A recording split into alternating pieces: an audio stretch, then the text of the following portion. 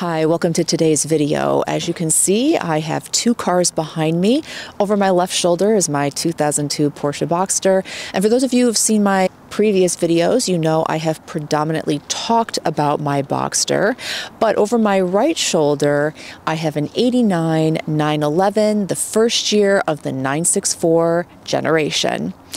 And while this car may not be attainable per se in its current condition, when my husband purchased this about 13 years ago, it was very much attainable. In the future, I would be happy to do an overview of this car if there is interest and talk a little bit about some of the work my husband has done on this car to get it into its current condition. But for today's video, we are going to do an oil change on his 911. And I thought that I would film it because it has a unique oil system. And for those of you who are car enthusiasts, I thought that this may be of interest. So let's get started.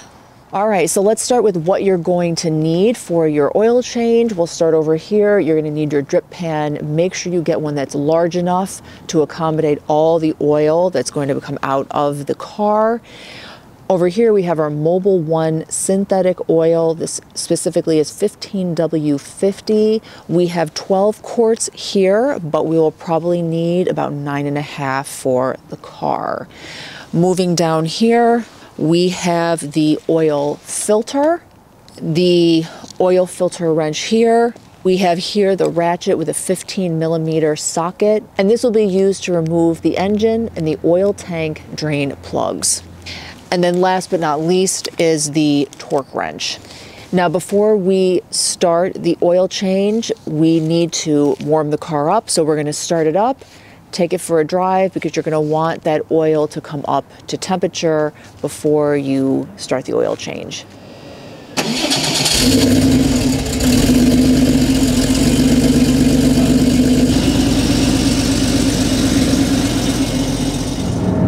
So while we're out taking this for a drive, I thought my husband and I would talk a little bit about why this 911 has a unique oil system. This 911 has a dry sump as opposed to, let's say, my 2002 Porsche Boxster has a wet sump. Yeah, this car, the air cools, I believe all of them, hopefully this one, the 993, they had what's called a true dry sump.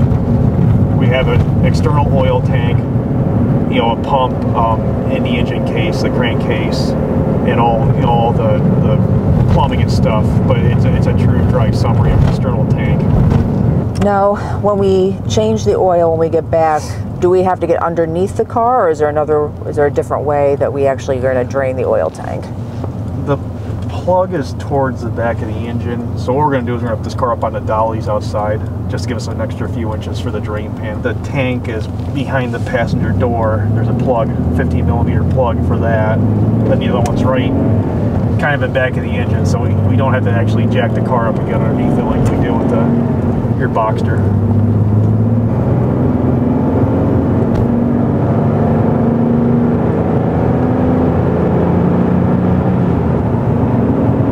This is oil level, oil temperature, and oil pressure.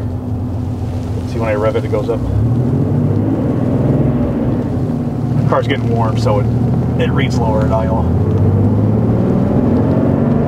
Getting close to temperature here, oil temp. Temperature, I should know what that first notch is, but yeah, it's getting warmer. So when we get home, we'll let it idle. I'll put the dolly things underneath it. We'll pick it up in the air a little bit more.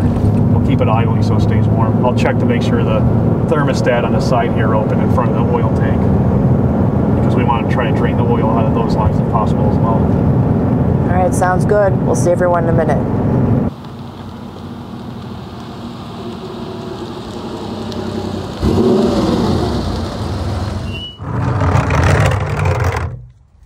So the drain plug is here. You can talk. Go ahead. You ready?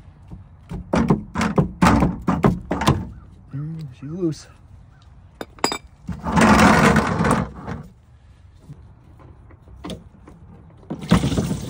So clean. There's a magnet on there. See the magnet? So a little little bit of metal. I'm not that worried because the engine was just rebuilt, and this is the first oil change since it was rebuilt. There's no big shavings or anything. Clean that off. So O-ring on here, make sure it fits. Looks like it fits, okay. So I'm gonna put the thing back in, the plug. Put it in. There we go. All right, it's threading on. This is righty-tighty. Righty-tighty, lefty-loosey. I'll check out the torque wrench. Okay, now what we're gonna do next, we'll go around to the back of the car. We're gonna drain it from the engine. All right, so next place I gotta I gotta drain the oil from is right from the crankcase of the car here. So there's a plug on the side, faces the driver's side. It's kind of in the back here. I can reach it with this wrench here, my 15 millimeter. I'm gonna loosen it. Just right here, 15 millimeter. That one's coming out next. The trick is to try to get this so when it comes out, because it's gonna come out to the side, right? So the goal's not to make a big mess here, but we'll do what we can do.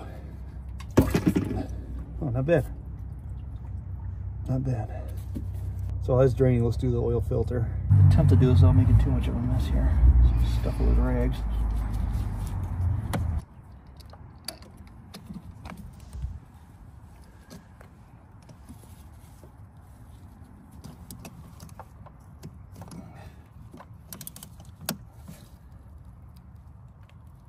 Okay, it's coming. Rotate this out. Try to angle it down so it doesn't make too much of a mess. There it is. Try to bring it through here.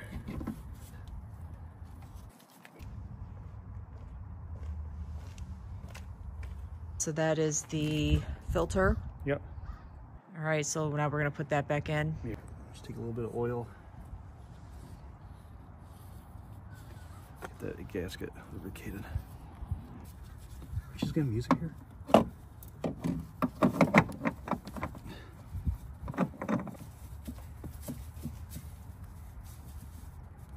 See how this is magnetic, this drain plug. So there's a little bit of fine metal on here, but like I said, this engine was just rebuilt. This is actually the first oil change since it's been rebuilt, so I'm not too concerned. I don't see any big shavings or anything like that. It's just very fine metal. So I'm gonna clean it off and put an O-ring back on it and put it back in.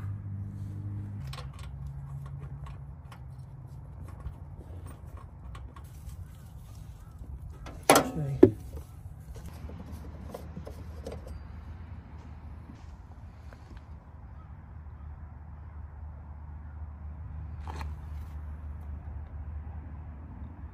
So we just added 6.5 quarts of oil. We're now going to turn the car on to get the oil to circulate, and then we will add the additional oil that is needed.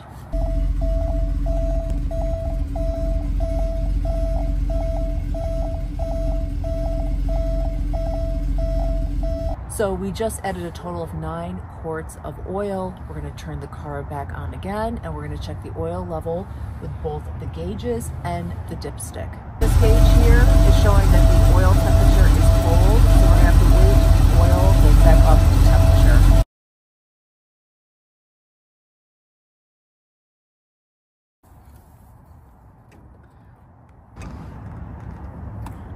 It's about there. I'm gonna put another 1/2 or so quart in it. So based upon the gauge and the dipstick, we had to add some additional oil. So the total amount of oil we had to add was 10.5 quarts. And we think that that may be the case because when the thermostat opened up, it took that additional amount of oil. So I'd say an oil change like this should take you anywhere from 30 to 45 minutes. And the beauty of doing your own oil change, you save a lot of money. I'd say it would cost easily $500 to have a mechanic change your oil in a car like this. And with the oil, the filter, of course, we already owned the tools that we use today, but it probably costs about $100, but that is quite a significant savings. Well, I hope this video was helpful, maybe a little entertaining. If you have any questions, please let me know and we will try to answer those questions for you. Thank you for being here. Look forward to seeing you in the next one. Bye for now.